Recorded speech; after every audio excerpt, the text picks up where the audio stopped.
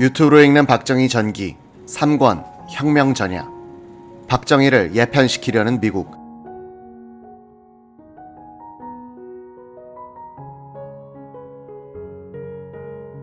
(1960년 8월 19일) 장면 신임 총리가 국회에서 인준되고 내각 구성을 위한 준비에 착수하자 정군파 장교들의 대표격인 김종필 중령은 군복을 입은 채로 중앙청에 있던 국무총리실을 찾아갔다.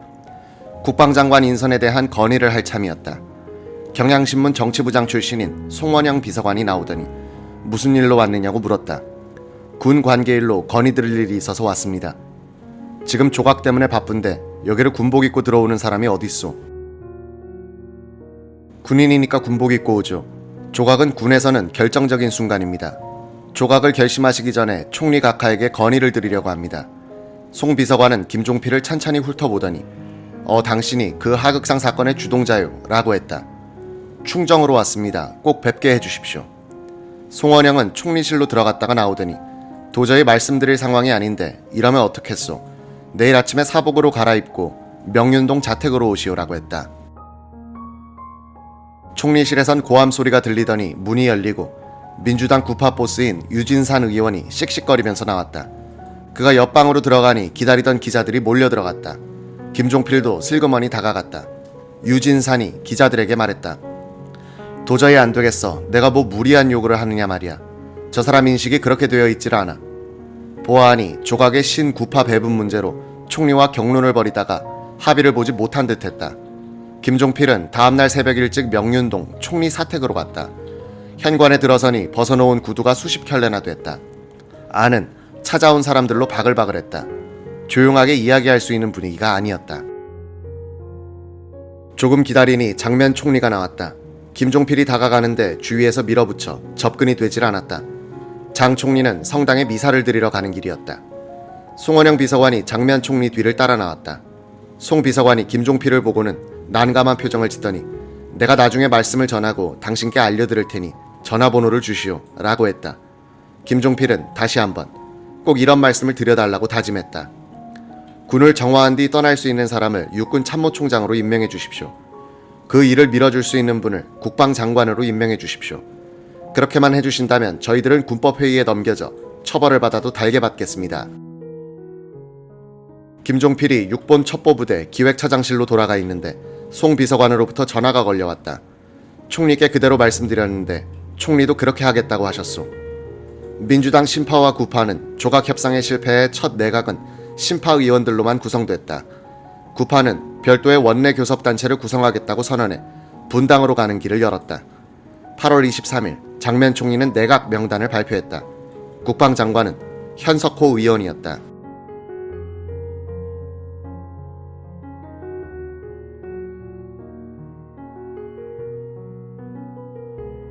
행정관료 출신으로서 군대를 잘 모르는 그가 국방장관이 된 이유 가운데 하나는 동생 현석주 때문이었다. 현 준장은 육사 2기 출신으로서 박정희와 동기이고 김재규와 가까웠다. 형이 야당 의원이라고 진급해서 누락돼 4.19 이후에야 준장으로 진급했다. 장면 총리는 동생이 장성으로 있으니 그를 통해서 군대 사정을 잘 알 수 있을 것이라고 해서 현석호를 국방장관에 임명했다고 한다. 정부는 8월 29일 새 육군 참모총장으로 최경록 참모차장을 승진시켰다. 최영희 총장은 연합참모본부 총장으로 옮겼다. 9월 3일 정부는 육군 참모차장으로 김영일 군단장을 임명했다. 최경록 중장은 민주당 인사들과 교분이 두터웠다. 군의 수뇌부가 새로 짜여지고 있을 때 김종필 중령을 주축으로 한 정군파 장교들은 여러 사건들을 일으킨다. 이 낙선에 5.16 혁명사 증언록을 기준으로 하여 날짜별로 살펴보면 이러하다. 9월 9일 김종필 등 장교 11명은 한강에서 놀이배를 타고 국방장관에게 삼성 장군을 전부 예편시키고 이성 장군을 참모총장과 차장에 임명할 것을 건의하기로 합의. 9월 10일 이들은 국방장관실을 찾아갔으나 장관은 만나지 못하고 정래혁 총무국장에게 자신들의 뜻을 전달. 정군파 장교들은 충무장이란 일본식 음식점에서 만나 구태의연한 민주당 정부에 더 기대할 것이 없으니 정군에서 혁명으로 투쟁 방법을 바꿀 것을 논의했다. 석정선, 석창희 중령은 쿠데타를 반대했고 최준명 대령은 5사단 참모장으로 나간 뒤여서 행동을 함께할 수 없었다. 남은 9명이 혁명 추진을 위한 기본 임무를 정했다. 김종필, 계획 전반, 김형욱, 정보, 정문순, 정보, 오치성, 인사, 김동환, 경제, 길재호, 사법, 옥창호, 작전, 우형용, 작전, 신윤창, 작전. 9월 하순, 연참 총장으로 옮긴 최영희 중장이 초청한 미 국방부 군원국장 파머대장이 이한 성명에서 군내에 일고 있는 정군 움직임은 전투 경험을 가진 장성들을 잃게 되는 결과를 빚을지 모른다는 우려를 표명했다. 최경록 총장은 이 성명은 주권 침해에 해당한다는 요지의 반박 성명을 냈다. 김종필 등 정군파 장교들도 발칵했다. 일부 장교들이 최영희 연참 총장을 찾아가 항의하려다가 헌병대에 연행 훈방됐다. 최영희는 이 장교들을 불러 자신의 입장을 해명했다. 그런데 이 사실이 언론에 보도되자 16명의 장교들을 하극상 혐의로 군법회의에 넘겼다. 최영희 당시 연참 총장은 그해 10월 6일 사퇴했는데 최근 기자에게 이런 말을 했다. 사실 그때 군에선 육사 8기생들에 대한 대책을 세웠어야 했습니다. 그들은 6.25를 소대장, 중대장, 대대장으로 치르면서 엄청난 인명 손실을 당했습니다. 그들은 진급도 늦어 중령 계급장을 8, 9년째 달고 있어 상관들에게 불만이 많았습니다. 김종필 중령은 그때 나이가 만 36세, 이군 사령관 장도영 중장은 37세였다. 나이는 한 살 차이지만 계급은 중령과 중장 차였다. 8기생들은 엘리트 의식이 있어 상관들을 별로 존경하지 않았다. 전투는 우리가 다 했는데 훈장은 저들이 독차지했다. 별을 달고 있으면서도 독도법도 모르는 사람이 많다는 식으로 불만들을 표현했다.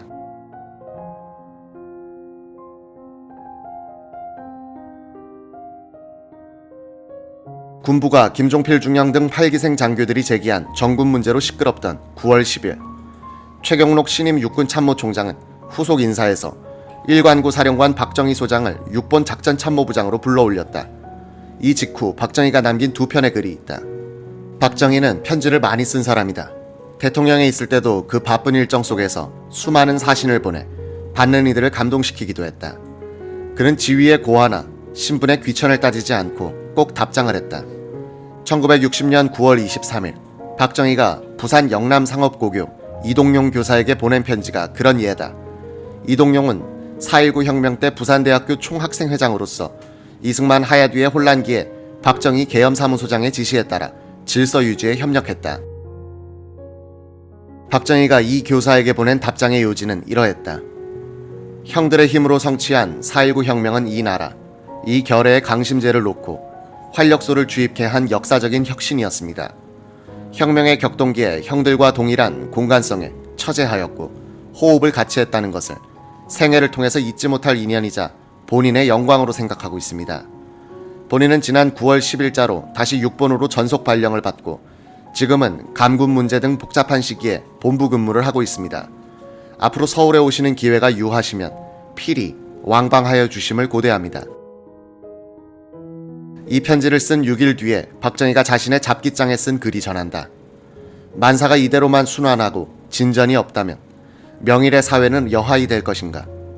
4월 혁명에 선열을 흘리면서 민주주의를 찾으려고 선두에 서서 젊은 청춘을 초계와 같이 버리던 학도들이 또다시 거리에 나와서 생활 계몽을 호소하고 기성인들의 경각을 부르짖었다. 정열과 반응이 없는 사회의 무신경함에 너무나 안타까운 나머지 왕왕이 탈선도 한다. 이 나라의 지도층을 자처하는 기성 정치인들의 근자에 무절제하고 몰지각하고 파렴치한 데는 통탄을 불금한다.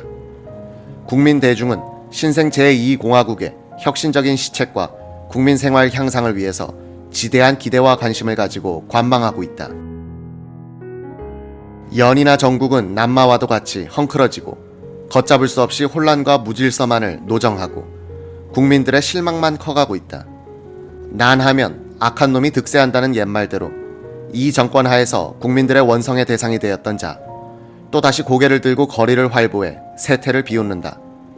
가도 시간이 보이지 않는 전국의 불안정, 국민 생활의 궁핍, 도의의 타락, 윤리의 문란. 이러한 도정을 줄다름질 친다면 그 다음에 올 것이 무엇일까? 공산당의 독소가 침투되고 잠식하기 쉬운 병약적인 사회, 즉 공산당의 밥이 되는 길밖에 더 있겠는가? 동포여, 결애여, 과거 우리 조상들이 저지른 과오를 우리 다시 범할 것인가? 진실로 조국을 사랑하고 민족을 사랑하고 우리 후손을 사랑하거든 우리 이제라도 늦지 않으니 4월 혁명 정신을 다시 상기하고 젊은 학도들의 조국의 대정신으로 돌아가자. 이 무렵 씌어진 박정희 측근 이낙선 소령의 잡기장 속 잡문도 정군파 장교들의 생각을 엿보게 한다. 조국아, 당신은 영영 시들려나 이 나라를 구하는 길에는 3가지 방법이 있다.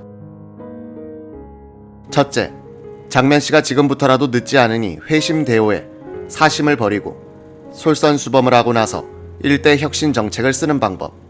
둘째, 군에서 일대 혁신을 단행해 국민의 모범을 보이고 비정하는 정부를 강압적으로 시정시키는 방법. 셋째, 혁명으로 새로운 계기를 마련하는 방법. 이상 3가지 방법에서 첫째 것은 장면씨에게 새로운 사람이 되어달라는 것인데 하늘의 별 따기보다도 어려운 일이다. 둘째 방법에는 군의 지휘관들 중에 앞장서서 대담하게 일할 사람이 없다. 그들도 정부 고관과 다름없이 썩었다. 썩지 않은 장군에게는 참모총장직을 맡길 리가 없다. 셋째 방법만이 한국의 살 길이다. 그리고 가능한 일이다. 그렇다면 누가 혁명의 주체가 되어야 하느냐? 학생들도 이젠 그들의 무기력을 노정시키고 말았다. 혁신계는 공산화할 위험이 있으며 족청계는 사심이 너무 크다. 충성무사한 군인이 혁명을 일으켜 일정한 기간 군정으로 국가 발전의 기틀을 만들고 건설은 지자에 넘겨주도록 해야 한다. 1960년 가을 박정희 6본 작전참모부장은 마음이 편치 않았다. 우리 군 수뇌부와 미 8군은 그를 김종필 중령이 주동한 이른바 16인 하극상 사건의 배후 조종자로 지목하고 있었다. 더구나 미 8군 사령관 메구르더 대장은 박정희의 해묵은 좌익 전력을 문제 삼아 예편시키려고 했다.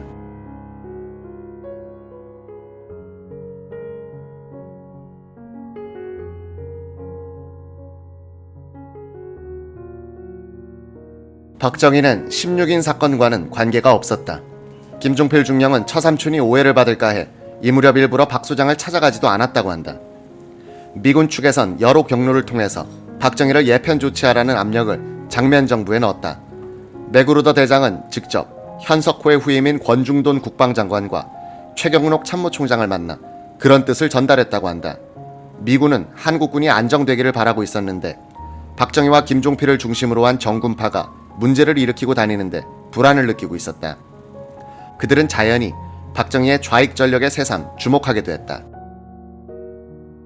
한국군에선 6.25 전쟁을 통해서 입증된 박정희의 사상을 의심하는 사람들이 많지 않았으나 사상 문제에 대해서 관대한 미군 측에서 오히려 의혹을 제기하고 나섰다. 김영선 재무장관이 미국을 방문했을 때 국방부 고위관리가 박정희를 거명했다고 한다. 한국군의 작전참모부장은 공산주의자다. 체코슬로바키아도 공산화되기 전에 육군의 작전국장이 빨갱이였는데 그 사람이 주동이 되어 국가 전체를 공산화시켰다. 만약 한국 정부가 박정희 소장을 그 자리에 둔다면 우리는 원조를 재고하겠다. 김영선 장관은 귀국한 뒤 장면 총리에게 이 말을 전했고 장 총리는 최경록 총장에게 미국 측의 뜻을 알려주었다.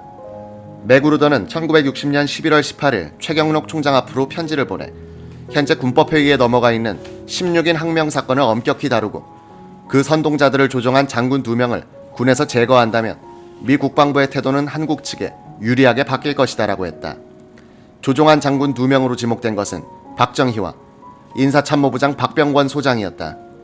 박정희의 당시 직속 부하는 공교롭게도 1948년 특무과장으로서 숙군 수사를 주도했던 김한일 준장이었다. 작전참모부 차장이던 김 준장은 미군 측에서 박정희 작전참모부장을 의심하고 있음을 눈치챌 수 있었다.